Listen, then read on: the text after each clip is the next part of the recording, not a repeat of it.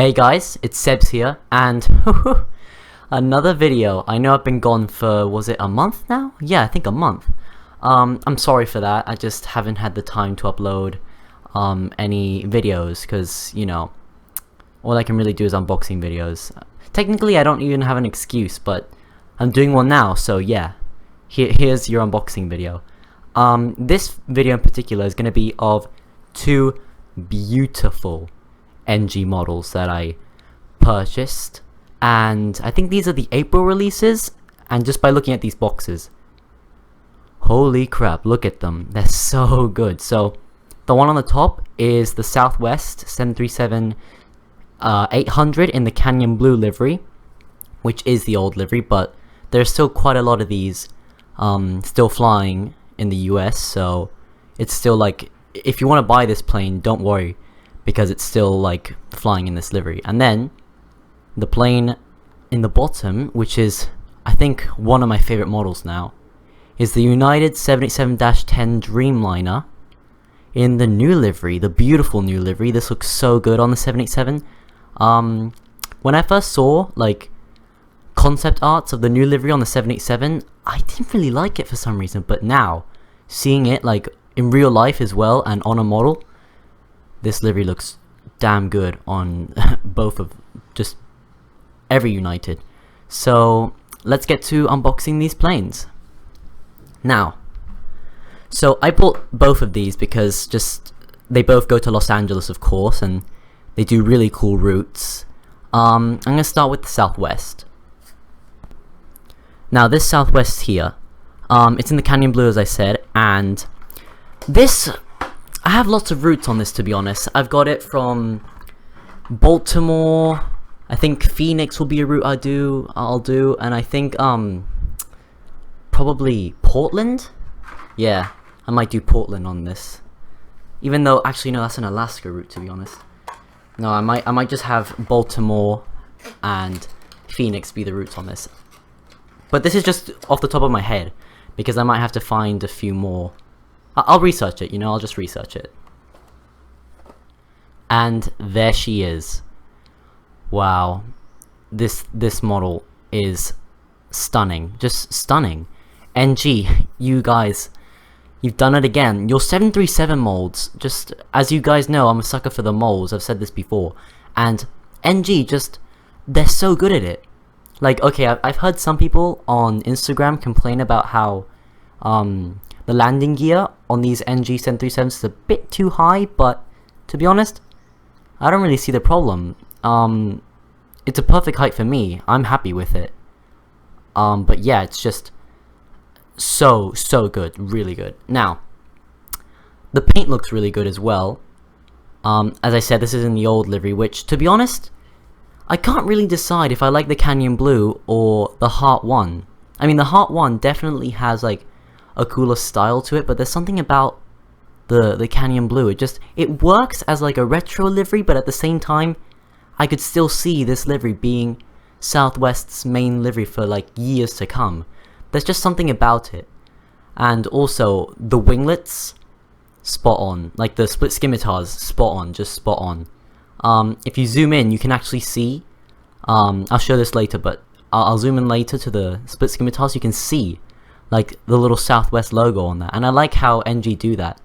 Gemini jets don't do this on some of their 737 split scimitar winglets, which is, you know, not that realistic, but yeah, it doesn't matter really. But I love the detail that they use on that. So I'm just going to show the winglets.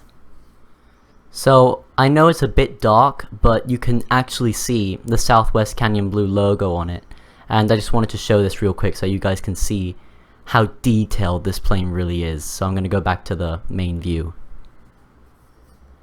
And now here's a view of the tail. So as you can see, the tail has that massive Southwest writing on it, which looks really nice. I love the fact how it fits perfectly on the blue color on the tail. That's really nice. You can see the Wi-Fi hub, which I'm so into, like the Wi-Fi hubs and antennas on these models. Just gives so much extra detail. I love it. I love it so much. And yeah, you can see the registration, which is, let's see if my phonetic alphabet is correct. It's November 8627 Bravo. Yeah, I'm pretty sure that's it. If it's not, well then be sure to correct me in the comments.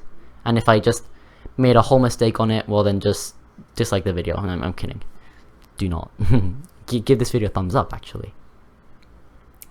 Now, I'll show you guys the front of this aircraft. There isn't that much to talk about when it comes to the front of this, the cockpit of this Southwest. It's just a typical canyon blue Southwest plane. I mean, to be honest, as I said again, the cockpit and like the whole mold of the nose, amazing. The gear, NG have the gear just spot on. They have really good landing gear.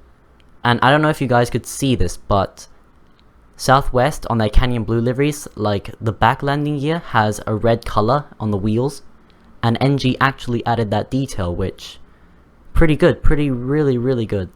So yeah, that's basically the front of this plane. You can see the cockpit, and one thing that kind of annoys me is that it would have been cool if they added the word Southwest onto the fuselage near the cockpit. That would have been cool, but to be honest, maybe having Southwest on the tail and then on the fuselage would have been a bit too much, but I don't know, that's just my opinion. Well guys, that was the review on the Southwest 737-800. Now, let's get onto the United 787-10 in the new livery. As you can see, this box, again, the art is amazing. NG have the best boxes, they're by far my favorite. Gemini Jets don't have bad ones, they have, like, it's just the simple blue box with the art of the plane and just the Gemini Jets logo and all that. But NG outdid themselves with this. And Phoenix also have pretty good boxes, but just nothing can beat NG, to be honest. This is why NG is by far my favorite company. You can see the registration, which is, I'm not going to bother with the phonetic alphabet on this, even though there's one, I don't care. N12010. So let's get to opening this. So this is a 787-10, meaning it doesn't do any international flights from Los Angeles. This plane does go to Los Angeles though, because I've actually seen it in spotting videos. So the routes that I might put this on once my new airport is finished would be probably, I'd say Newark, Washington, as in Washington Dulles, San Francisco, because I don't know, I feel like San Francisco would be a good route on this. It might not be that realistic, but who cares. And there she is. So since this is a 787-10, of course, it's the longest variant out of the two others, the -8 and the -9. This is my favorite. The 787-10 is my favorite out of all of the different variants. That's probably not the most popular opinion. Most people love the 787-9 because it's perfect. It's basically in the middle, in between too long and too short, and it's got the right amount of range. Of course, the 787-10 has the least amount of range. I don't know what it is, and I'm not going to try and guess it because I'm just going to embarrass myself. But I do know it has the most capacity, but less amount of range. And the -8 obviously has the smallest amount of capacity, but the longest range. And as I said, the 9 is just perfect. It's got it's in between. But yeah, my favorite is the 787-10. And in United's new livery, damn, this is really good. Really good. NG did great with the paint, as always. Mold, outstanding. NG do tend to make the nose of their 787s dip down a bit, but I can see they've slowly just been making it, just like they've been lifting it up, which is better, making it higher, which is actually good, really good that they're learning from their mistakes. It's not really a mistake because it is accurate. The nose is a bit dipped down, but this one seems to have the nose at the perfect height, which I really like. So now I'm going to show the tail and like the back area of this plane. Okay, so here we go. This is the back part of the plane. I'm sorry for the angle. the stand on my camera isn't that big, and I tried a bunch of different stands while I was editing the video, and I couldn't show the whole tail, so I'm sorry about that. But yeah, so here we've got the iconic Dreamliner logo that you can see on the bottom of the aircraft, and also you can see like the line, the blue line and the grey belly, which is really good. To be honest, as I keep saying, I wish United would stick with the gold colors, but I'm really getting into this, like, what is this, a kind of lighter blue instead of the gold. Yeah, it's really nice. Most of you guys know what the new livery looks like, so since you can't see it right now because of the angle, at the tip of the tail there's like a gradient, like the dark blue starts turning into a lighter blue. I'm gonna see if I can just take a photo of that and add it to the video so you guys can see it. But yeah, that's really detailed. It's really, really good. And you can see the registration, which I've already said, and the American flag on there. Again, really nice details. All the windows have great details as well. Remember, as I've said before, I love how NG sometimes make the windows close and open, because I just think that's realistic, because not everyone's going to have their windows open. Obviously in takeoff and landing you have to, but not always. So yeah, that's a really good detail. Now I'm going to show the front part of this aircraft. So here is the front of the aircraft. So as you can see, the little Star Alliance logo right next to the cockpit. Again, great detail. The big United logo in blue. I love the fact that they made the United, like the word United, much bigger. I've seen that most new liveries try and do that. They just want to make the name of their airline just bigger and stand out, which I think is a really good thing to do. You can see the cargo door at the bottom, and with the board, well, not the boarding door, just one of the doors of this aircraft. Again, really good detail on the doors. You can see the cockpit, which again, I've said before so many times, NG nail. I say that all the time, to be honest. So yeah. Landing gear, also really good. And now I'm going to show you the wings and the engines on this plane. So here's the middle of the plane. You can see the Wi-Fi hub on top of the U of United. Again, great touch. The engines, these beautiful, beautiful blue engines. I think this is my favorite part of the new livery for United, just the blue engines. It's a great touch. I love, just like BA's blue engines, I love them. I love them so much. You can see the wing, how it's just straight, as most 787 wings should be, because our models are mostly all the time just parked at their gate or taxiing.